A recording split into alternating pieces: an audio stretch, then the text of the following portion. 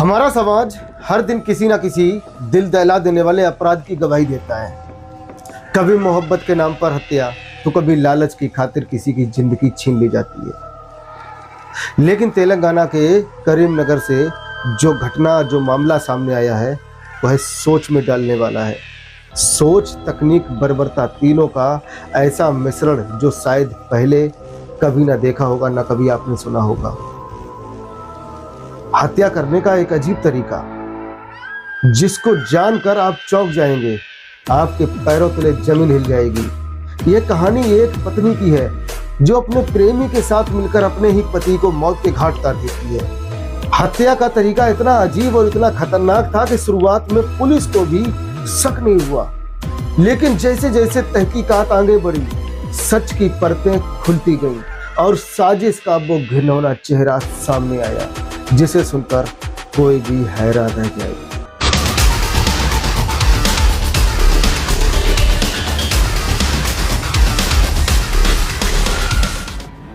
इस कहानी में आगे बढ़ने से पहले आपसे एक रिक्वेस्ट है कि इस चैनल को जल्दी से सब्सक्राइब और बेल आइकन घंटी को जरूर दबाइए और कमेंट जरूर कीजिएगा।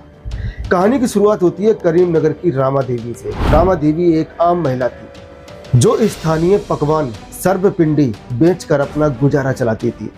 रोजाना की तरह उसके ठेले पर लोग आते जाते रहते थे, लेकिन उन्हीं ग्राहकों में एक ऐसा था जिसकी नज़र सिर्फ पकवान पर नहीं बल्कि रामा देवी की जवानी पर थी।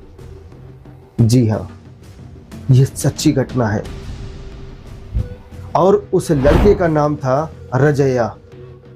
रोज ठेला लगाना, रोज मुस्कुराना, एक दूसरे को देखकर मुस्कुराना, ये रोज की बातें हो गई थी और रोज हल्की हल्की बातचीत होती थी उनकी। धीरे धीरे दोनों की बातचीत इस कदर बढ़ने लगी और कुछ ही हफ्तों में ये रिश्ता दोस्ती से ज्यादा शादी से खतरनाक होता चला गया। इतना खतरनाक कि आप सोच भी नहीं सकते। रामा देवी शादीशुदा थी। उसका पति संपत एक मेहनती मजदूर था। हालांकि दिखने में अच्छा था, जो घर चला रहा था, लेकिन उसके रिश्तों में अब दरार आ चुकी थी। एक अनजान आदमी के आने से पति संपत को रामा देवी के व्यवहार में बदलाव महसूस होने लगा। वो देर से घर आने लगी, बिना वजह फोन पर हंसती रहती थी, पता नहीं किससे बात करती रहती थी और कभी कभी देर रात तक बाहर भी रहने लगी। एक दिन संपत ने पूछ ही लिया, रामा देवी कोई बात है क्या, मुझे बताओ अगर कुछ हो तो। लेकिन रामा देवी ने साफ कह दिया, कोई बात नहीं है, तुम्हें मुझ पर क्या भरोसा नहीं है। लेकिन सच्चाई थी, भरोसा अब दरक चुका था। संपत को शक था और शक हमेशा कुछ ना कुछ जरूर कहता है। अब रामा देवी और रजैया के लिए सबसे बड़ी रुकावट था संपत। अगर वो हट जाए तो दोनों साथ रह सकते थे, लेकिन कैसे हटाएं? यही दोनों प्लानिंग कर रहे थे। रोज मिलते थे रोज, लेकिन कहीं ना कहीं उनके सामने रुकावट उनका पति आ रहा था। आपको बता दें, कहानी में ट्विस्ट यहीं पर आता है। यहाँ पर सामने आता है आज के जमाने का सबसे बड़ा सवाल, क्या इंटरनेट अपराध की पाठशाला बनता जा रहा है? रामा देवी ने अपने मोबाइल में यूट्यूब खोला और उसमें सर्च किया, कैसे करें बिना सबूत के हत्या, कैसे किसी को मारकर उसका सबूत ना मिले, कुछ ऐसी कौन सी चीज है जिसे धीरे धीरे जहर देने का तरीका हो। और फिर उसके सामने आया एक झकझोर देने वाला वीडियो। किसी इंसान के कान में अगर घास की दवा, कीटनाशक डाल दी जाए तो वो चुपचाप मर सकता है और पोस्टमार्टम में भी इसका आसानी से पता नहीं चलता। रामा देवी के चेहरे पर मुस्कान आ गई।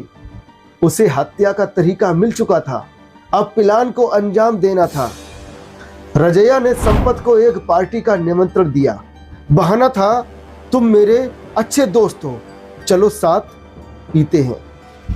संपत, जो कुछ हद तक निश्चिंत हो चुका था, मान गया। शाम को शराब मंगाई गई, नशा चढ़ने लगा, महफिल सज गई और जैसे ही संपत पूरी तरह बेसुध हो गया, पूरी तरह नशे की हालत में हो गया, तब रजैया ने जेब से वो दवा की शीशी निकाली, वही कीटनाशक दवा, घास की दवा और धीरे से झुककर संपत के कान में कुछ बूंदें डाल दी। संपत तड़पा नहीं, चिल्लाया नहीं, बस कुछ मिनटों में उसकी सांसें बंद हो गईं। रजिया ने तुरंत रामा देवी को फोन किया। काम हो गया। रामा देवी कोई आम हत्यारे नहीं थी, उसने पहले से ही एक स्क्रिप्ट तैयार कर रखी थी। शाम को ही करीमनगर पुलिस थाने में जाकर रिपोर्ट दर्ज करवाई। मेरा पति घर नहीं लौटा, मुझे डर है कुछ गलत ना हो गया हो, और पुलिस ने मामला दर्ज कर लिया। लेकिन अगले ही दिन पास के एक झाड़ीदार इलाके में एक शव मिला, जिसकी हालत देखकर पुलिस को शक हुआ। शिनाख्त के लिए रामा देवी को बुलाया गया कि शायद वह इस लाश को पहचान कर बताए कि यही उसका पति है। और यही उससे सबसे बड़ी गलती हुई, रामा देवी से यहीं पर सबसे बड़ी गलती हुई। पुलिस ने पूछा, आपको कैसे पता चला कि शव मिल गया? रामा देवी बोली, मुझे किसी ने फोन किया, लेकिन कॉल डिटेल्स कुछ और ही कह रही थी।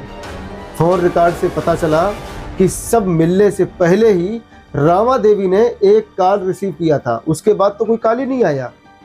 शव मिलने से, जो पुलिस को शव मिला, उस शव को मिलने से पहले ही जो रामा देवी को कॉल किसी ने किया था, और वो कॉल किया था रजैया ने।